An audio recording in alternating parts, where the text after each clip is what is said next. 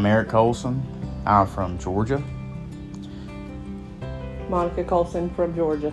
Oh. Where do you want me to go? We were in a real bad time in our lives. We lost our kids, we lost our house, we lost everything. You know, we're trying to think of where we could go, and we had a friend that lived here. And she told us that some time long ago that if we ever wanted to restart, we could come to Panama City. She had a condo. Well, we lost contact with her, so we came here on a whim. And when I knocked on the door, it wasn't her. And they said she had moved about 2 years ago. So we were kind of stuck out here. And so we ended up in a parking lot. We didn't know what to do, where to go. He ran into a police officer, and he told him about the Ark, and we came here. When we look back at our steps now and everything that we went through, it was definitely God that led us here. And we met Mike and some of the people around here, and were given a chance to stay somewhere near here, and we just kept coming back. Well, this is our third time back here. First time in November, we were here, we didn't know what to do, and I remember people telling me, like, they will lock you up if they catch you with a tent out anywhere. I'm like, well, we got to get out of here. So we came here, and I met Clarence, and I met Mike. He put me to work immediately. He said, what do you do for a living? I said, I'm an electrician. He said, great, there's a TV over there, hook it up. And I hooked it up. And he's like, so what are you trying to do? Where are you trying to go? And I had a mom that lived in North Carolina at the time. And she was in assisted living. My brother lived there too. And she was sick. And my brother sent me a text and said, if you want to see mom alive, you need to make your way to North Carolina. So Mike bought us a bus ticket. The Ark got us a bus ticket. We worked it off. And we went. And when I got up there, my mom was like, you like it down there? I'm like, oh yeah, it's beautiful. I said, there's a great church down there. We came back down, and Mike looked at me in my face and he said, what are you doing back? He said, I bought you a bus ticket. Why are you back? And I said, something keeps bringing me here. That's right. Okay, we've got to find you a job.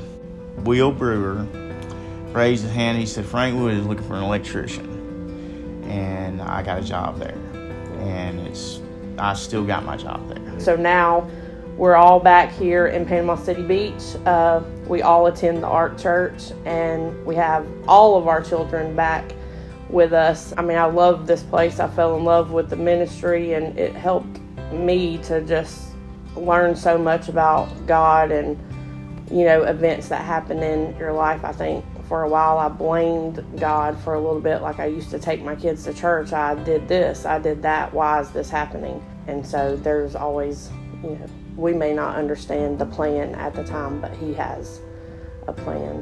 Well, on our journey before we came here, we were homeless. We were living in the woods. I've never been homeless in my life. When I was growing up in Georgia, we would go to Atlanta to the Georgia Dome. You see the homeless people, and it's always roll your windows up, lock your door. Yeah. But experiencing being homeless, I met some of the most humble people I've ever met in my life. Like I said, something just kept pulling us here, and we just fell in love with the place, with the people, with everything. And all the puzzle pieces just started falling together, because if I would have never done some of the mistakes that I did in life, I would never have gotten to this place.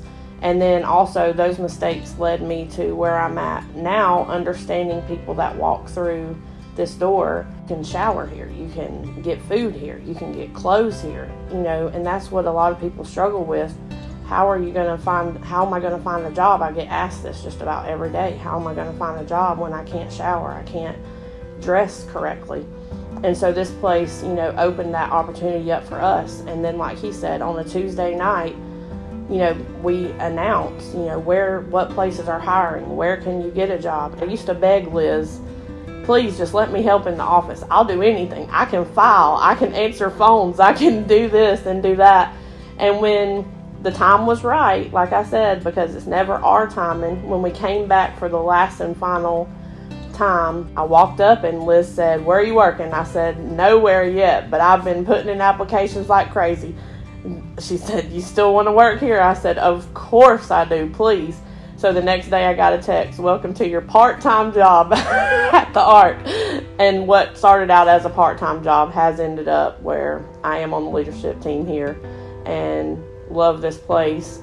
If it wouldn't have been, for a drug past and homeless past and abuse past and domestic violence and all losing my children, all the things that I went through, I wouldn't be able to relate here. I wouldn't even have a relationship with the people that live here because I wouldn't have ever been around these people. I don't know how to really say that, but all of those things that I went through led me to where I relate to every single person that walks through the door, and when they make the calls, needing help, I'm able to help them and navigate them to hopefully make the right decisions. And relationship with the Lord has grown tremendously since I've been here, and it helped me get over the bitterness and hard feelings I had.